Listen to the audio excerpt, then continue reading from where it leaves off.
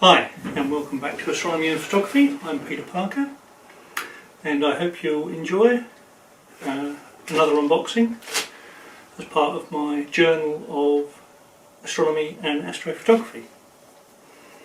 So please do consider subscribing. If at the end of the video you like what you see, please do give me a thumbs up and also hit the notification bell, and then you won't miss any videos that I make in the future. So, another nice big box here. Let's see what's inside. Let's get straight to it.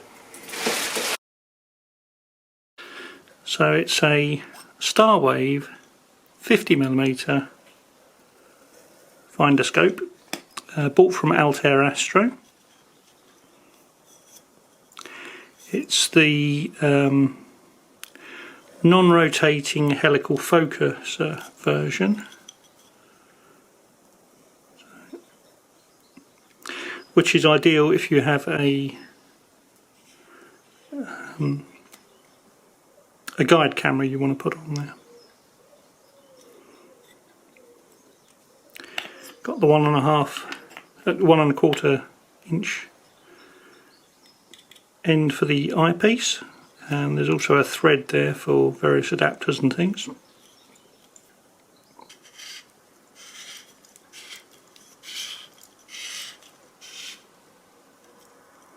I think that's just so you can rotate it. I don't think it serves any other function rather than that. Let's just pop that back in there for a moment, see what else we get in the package.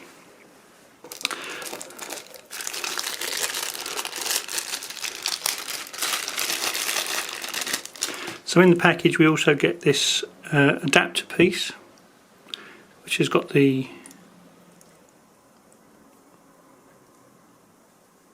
collar for 360-degree grip. I don't know if you can probably see that silver collar in there.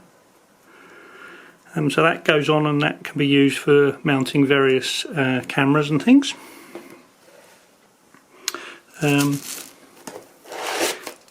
We also get the mounting rings and an adapter to go on like the guide plate of a telescope. One of the reasons I bought the Altair Astro 50mm guide scope as opposed to the Skywatcher or the Williams Optics one is that for the Williams Optics, I've got a Williams Optics telescope.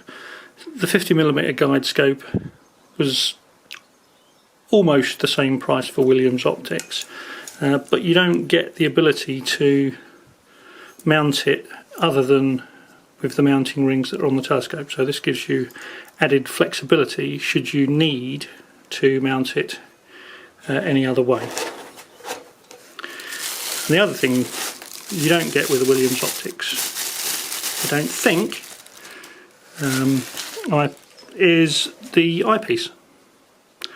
So this comes with an eyepiece, because initially my intention is to use this in visual mode just as I start off, so I do want to actually use it as a Finderscope. And then I've also got an Altair Astro GB Cam 2 black and white camera, which I can bolt on the back end and then help that will basically transform it into a guide scope with ST4 guiding.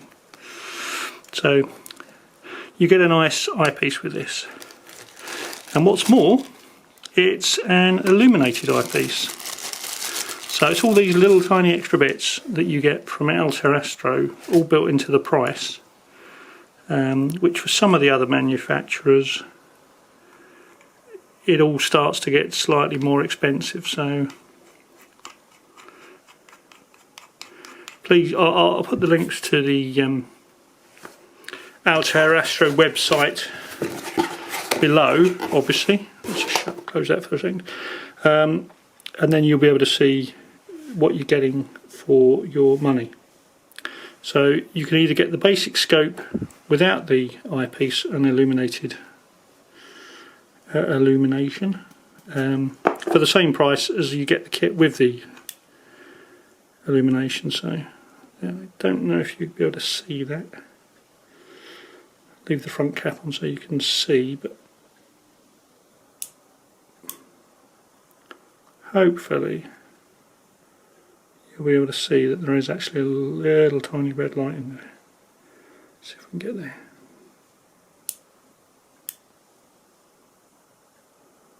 So this is going to help, making sure you've got that alignment absolutely spot on. So yeah, comes with the illuminated eyepiece. So again, that's another great benefit, which not all Finderscope guide scopes actually come with. So there we go. That's that. Just put this back on. And then the other piece you get, obviously, you get the little tiny screws to mount the guide scope in the rings. So what I'll do now, I'll get it set up on the telescope. So I've mounted the Starwave 50mm guide scope, Finderscope, on my Williams Optics 103 now. This is one of two possible configurations I'm considering. I'll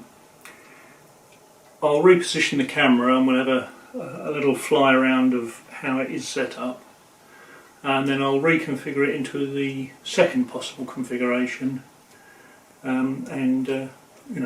you can compare the two at your leisure, and feel free to add comments in the section down below as to which you think is best and why.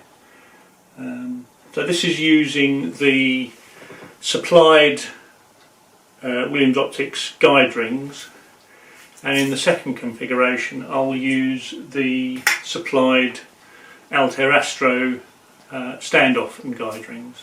I say two possible configurations, either of which I think will work, but I obviously welcome your views and thoughts on that. So here we are. Here's the Starwave 50mm finder/guide scope from Altair Astro, mounted on my Williams Optics Z103, using the supplied rings mounted into the sort of handle. It's quite a rigid setup. I've also got the spacer fitted to the Finderscope at the moment to give an idea. I wanted to have the worst possible configuration in terms of length and weight distribution. So to that effect, I've also got the dew shield extended, and on the Williams Optics focuser I've got attached to it my Altair Astro 2-inch prism, which is quite weighty, and the Beta Hyperion 8-24 zoom. So they're both weighty items, but they're less weight than my DSLR camera will be when it's configured in a sort of astrophotography setup. So this is just the visual setup at the moment. And I've got the focuser, it'll go to 90mm, so I've got it set at 45, about halfway at the moment, and that's what the rig looks like. In terms of longitudinally, obviously at the moment I've offset the prism, the right angle prism, and the eyepiece off an angle so that I could look through, along where the guide scope is. So that may be an issue. We'll have to see when it's all mounted on the mount itself, was to have this additional weight off to one side. So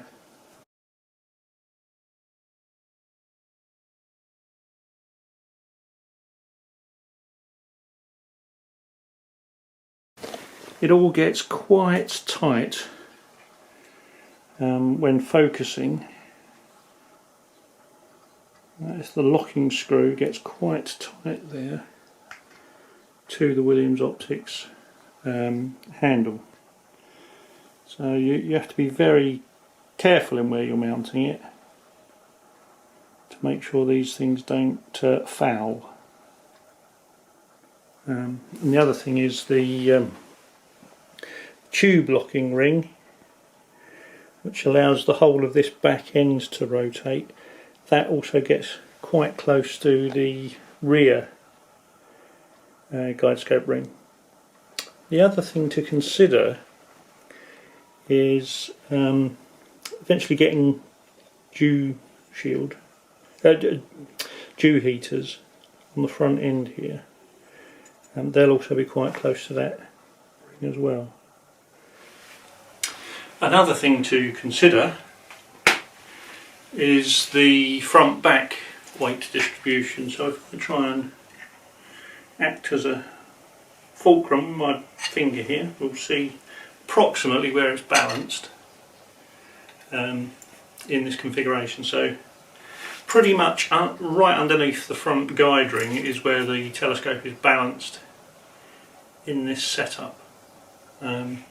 Obviously the other setup, when I've got my DSLR camera on board, that'll add much more weight to this back end, so correspondingly I have to try and counter that by moving some of the weight forward on the scope. So yeah, that's that configuration.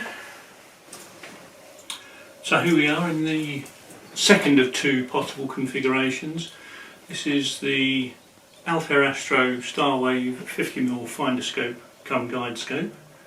Only this time I've mounted it on the Altair Astro rings, spacer and mount on top of the Williams Optics top handle come fitting bar. So we'll do another quick fly around and see what people think. So here we are, this is the Finderscope come guide scope, this time mounted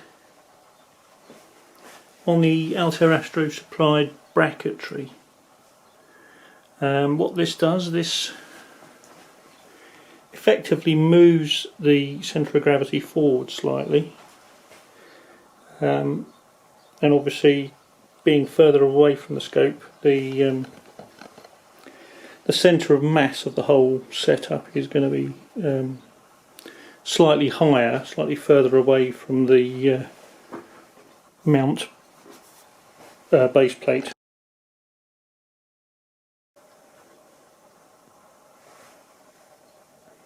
In this configuration, obviously it gives you much bigger gap between the eyepiece on the Finderscope and the Beta Hyperion eyepiece. It also gives you a much bigger gap here as well. So there is potential to mount other bits and bobs along here if needed. So that's one of the advantages of it. A possible disadvantage might be the fact you've got this extra bracket here, which obviously needs to screw in to the handle of the telescope. So there's an opportunity there, if you're not careful, for a slight misalignment there.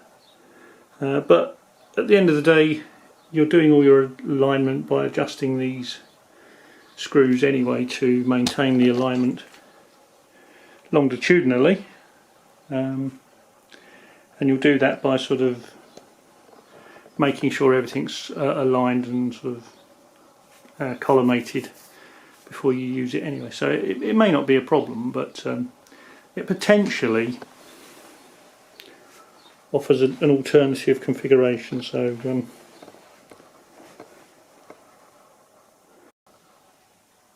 one thing I didn't mention is that the spacing between the guide rings, that is fixed on the supplied bracket, and it's also narrower than the spacing of the guide rings supplied with the telescope. So there is a decent gap there for you to be able to put a dew heater band in there and probably keep it clear of this front guide ring.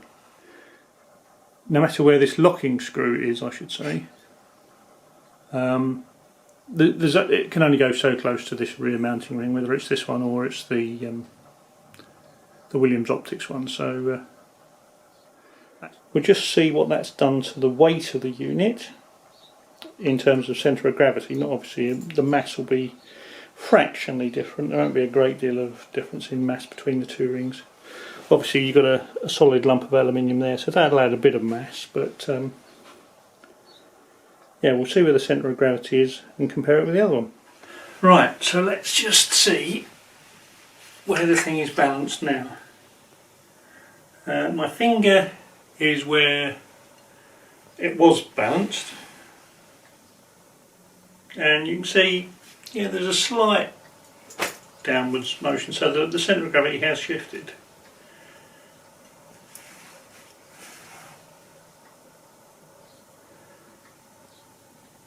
But surprisingly, it's probably shifted less than a centimetre. So, although this is moving the mass of the Finderscope forward quite a way, obviously the mass of the Finderscope and all the bits isn't really that big. So, yeah, not really that much of an issue in terms of the overall balance of the scope. Well, there you go. That's the unboxing and initial mounting of the Altair Astro Starwave 50mm Finderscope onto my telescope. If you've got any thoughts on which of the two configurations you think is best, and reasons for either of those two configurations, yeah, please do put a comment down below, because as I say, I'm literally learning all this as I go, so there'll be some trial and error along the way, but hopefully you've enjoyed it so far. In the next video we'll get it all assembled on the mount and get some initial sort of slewing around the whole system just to see what it looks like and see how it balances and all that type of stuff. So hope you enjoyed it. Please consider subscribing and give me a thumbs up if you liked it, and also hit the notification bell, and then anytime I put a new content out you'll be notified accordingly. Thanks very much for watching. Clear skies everybody.